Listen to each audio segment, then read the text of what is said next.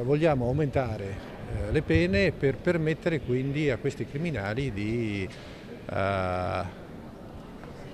ovviamente quando vengono presi, perché anche questo è un altro tema, di scontare la pena nel nostro paese e magari poi possibilmente essere anche rimpatriati nel loro luogo di provenienza.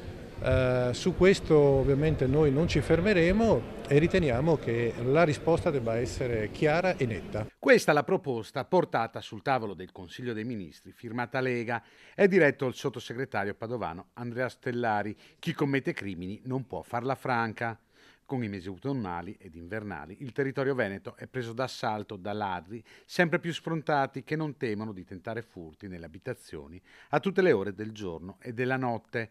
Gruppi organizzati che, anche se fermati dalle forze dell'ordine, approfittano di cavigli e sconti di pena per non pagare per i loro reati. Queste sono vere e proprie bande, magari hanno i basisti qui nel territorio, arrivano, commettono questi delitti all'interno delle nostre abitazioni, all'interno dei nostri luoghi di domicilio e poi se ne ritornano ovviamente col bottino.